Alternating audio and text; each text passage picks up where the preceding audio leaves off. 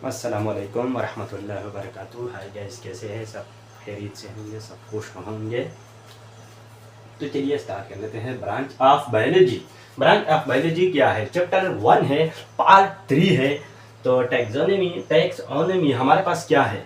The study of classification of organism and their scientific name. यहाँ पर हमने एक बात अभी कहनी है कि क्लासीफाई, किसी चीज़ को क्लासीफाई करना, किसी चीज़ को डिस्कवर करना, उसको नाम देना, उसको अलग अलग ग्रुप्स में डालना, वो तमाम हमारे पास क्या होंगे? वो तमाम हमारे पास कहलाए जाएंगे टैक्सोनॉमी। तो अगर हम बात कर ले, यहाँ पर लिविंग ऑर्गेनिज्म की बात हो रही है, तो क्लासीफाई किया। पहले तो हमें से ये पता नहीं था कि इनका क्या नाम है, इन जानवरों के क्या नाम है, हमें पहले से पता नहीं था। पर इनको डिस्कवर किया गया था, इनको क्लासीफाई किया गया था, इनके अलग अलग ग्रुप्स बनाए। जानवर का अलग ग्रुप होता है, घास खाने वाले जानवर का अलग ग्रुप होता है, दूध देने जानवर का अलग ग्रुप होता है, एग्स देने जानवरों का अलग ग्रुप होता है, और कीड़ों मकोड़ों का अलग ग्रुप होता है। तो ये तमाम हमारे पास क्या होंगे? टैक्सोनॉमी होंगे।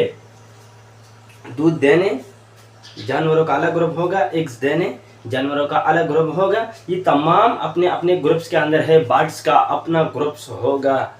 ये तमाम हमारे पास क्या आएंगे? ये हमारे पास टैक्सोनॉमी के अंदर आएंगे। फिर हमारे पास आ जाता है सेल बायोलॉजी या साइटोलॉजी।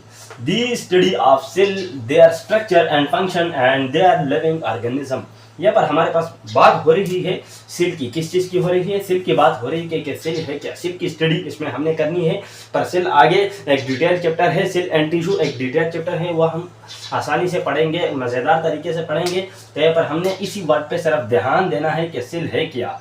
सेल करोड़ों मिलियन ट्रिलियन सेल जब आपस में जुड़ जाते हैं तो उनसे क्या बन जाता है? उनसे एक इंसान बन जाता है, उनसे एक जानदारों में एक स्पीशीज बन सकता है, या लायन बन गया, या ह्यूमन में से बन गया। पर इनके जो ह्यूमन भी इनसे बन सकता है, इनसे प्लांट भी बन सकता है। तो इनसे ह्यूमन प्लांट दोनों के अंदर सेल होता है। दोनों के अंदर क्या होता है? दोनों के अंदर सेल मौजूद होता है।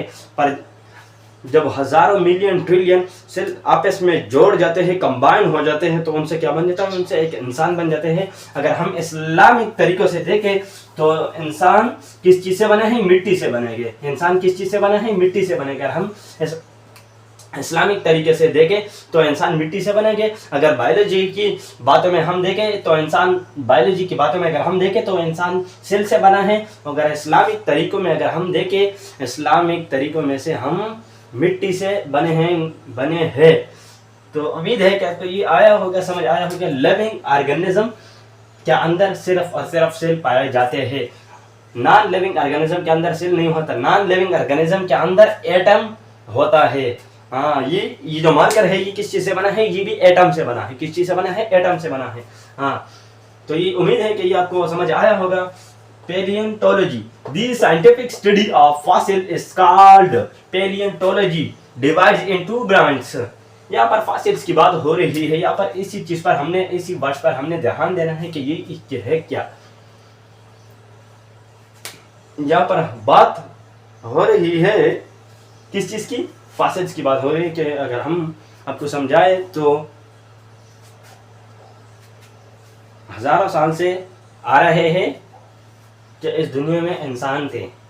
पर बिग बैंग थ्योरी ये कहती है कि ये दुनिया दो बड़े पत्थर आपस में टकरा गए, इनसे एक दुनिया बन गया, और इनके अंदर जानदार आते हैं। और फिर इन जानदारों के अंदर क्या होता है? एनिमल का अपना ग्रुप्स होता है, बर्ड्स का अपना ग्रुप्स होता है, और दूध देने जानवर का अलग ग्रुप्स होता है, प्लांट्स का अलग ग्रुप्स होता है। वो ज़मीन के अंदर वो तमाम की तमाम चीज़ें जो थे वो ज़मीन के अंदर दस गए।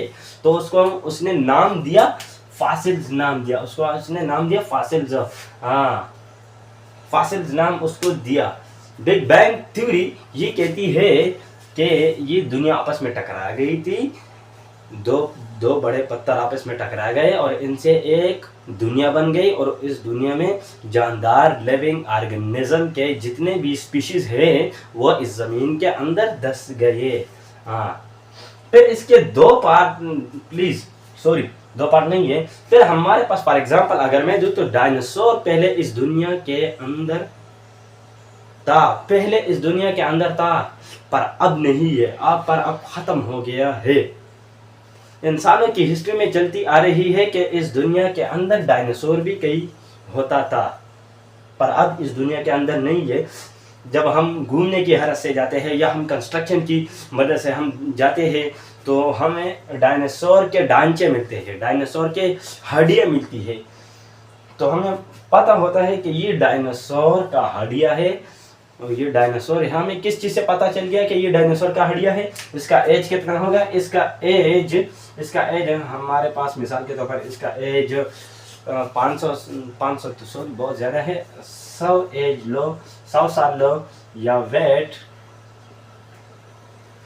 इसका वज़न कितना होगा? इसका वज़न काफ़ी ज़्यादा होगा। वज़न जो क्या है वो भी इस फॉसिल्स पे डिपेंड करता है। हमें फॉसिल से ये मालूम होता है जब कोई डेथ बॉडी होती है, डेथ रिमेनिंग बॉडी से हमें ये पता चलता है कि ये किस चीज़ की बॉडी है। मिसाल के तौर पर ये शेर है, मर गया और शेर की हड्डियाँ हमें मिल गई, तो हमने शेर की हड्डियों को देखा अच्छी तरीके से, हमने उसे लाइब्रेरी में ला कर आ गया, हमने उसको रखवा दिया, हमने उसे देखा कि ये कौन सी चीज़ है, तो उसमें आ गया हमारे पास क्या आ गया? हमारे पास उसमें आ गया लाइन हमारे पास आ गया। लाइन का जो एज है, लाइन का एज हमारे पास मिसाल के तौर पर 13 साल आ गया, और वेट जो इसका है वेट 50 kg आ गया। तो ये तमाम जिसकी मदद से हमें देखने को मिली, फॉसिल्स के देखने से हमें मिल गई।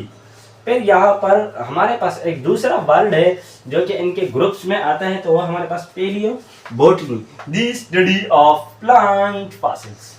यहाँ पर प्लांट्स की बात हो रही है, यहाँ पर किस चीज़ की बात हो रही है? प्लांट की बात हो रही है। किस चीज़ की? प्लांट की बात हो रही है। तो इस दुनिया के अंदर प्लांट से हमें पता चलता है कि ये किस चीज़ का दरख्त है, ये पलदार दरख्त है या सायेदार दरख्त है, ये किस चीज़ का दरख्त है। तो वो हमें किसकी मदद से देखने को मिलता है? वो हमें प्लांट्स की मदद से देखने को मिलता है। ये पौधा है, ये सनफ्लावर का दरख्त है, ये सनफ्लावर का पौधा है। तो ये तमाम हमें किसकी मदद से मिल गया? फॉसिल्स की मदद से हमें मिल गया। Palaeozoology, the study of animal fossils. हमें ये भी मिलने को मिलता है कि जब हमें कोई हड्डियाँ मिल जाती है तो ये क्या है? ये डेथ रिमेनिंग बॉडी है, ये एक बॉडी है जो मरी हुई बॉडी है। उनसे हमें पता चलता है कि इसका एज कितना होगा, इसका वेट कितना होगा, ये कौन सा जानवर है। ये तमाम हमें किसकी मदद से मिलने को मिलता है? ये हमें इस फॉसिल्स की मदद से मिलते हैं। तो उम्मीद है कि ये चैप्टर जो कि मैंने आपको 2-3 पार्ट्स अभी अच्छी तरीके से समझाए, तो ये आपको समझ आए होंगे। इनको सब्सक्राइब करके, इसे लाइक करके, इसे आगे ज़रूर शेयर करें अपने एक भाई के साथ।